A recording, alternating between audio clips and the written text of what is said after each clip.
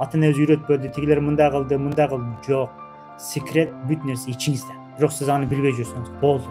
İçingizdeni эч ким биле албайт, контролдо кыла албайт. Эгер сиз буну түшүнсөңүз, бирөө жиниңизге да тие алат, бирөө сизди кубандыра да албайт. Эгер буну түшүнсөңүз ичиңизден.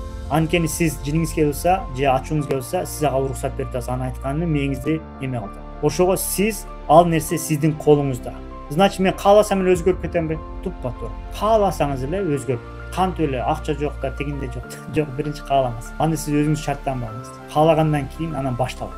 Мен айылда төрөлгөн баламын, Максат Муктар. Нарай деген айылда төрөлгөн. Бирок дүйнөнүн кыдырын азыр Кытайда отурам. Значит, кааладым болду. Ошол сыяктуу биринчи күч бул каалоодо. Аятта айтылат, каала берейин дейт. Эгер сиз каалабасаңыз бербейт. А эмнеге каалабай атасыз? Сиз өзүңүздүн акылыңыз менен Кудайдын кылган иштерине кийлигишип атасыз. Ал болбойт да. Сиз каалаңыз, кантип Кудай берет, ал Кудайдын иши. Ага таштайсыз.